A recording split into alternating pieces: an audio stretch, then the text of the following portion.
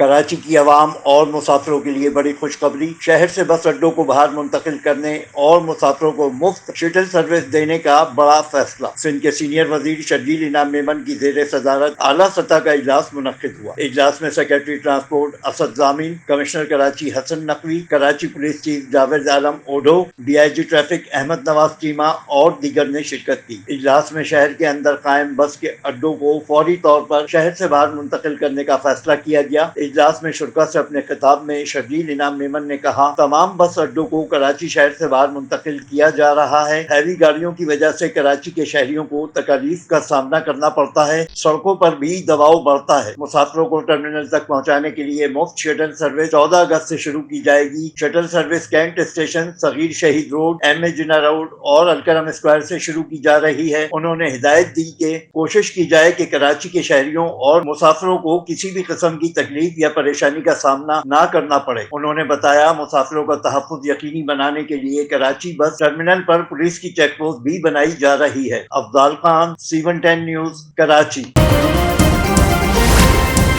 C110 news, خبر کی اصل خبر۔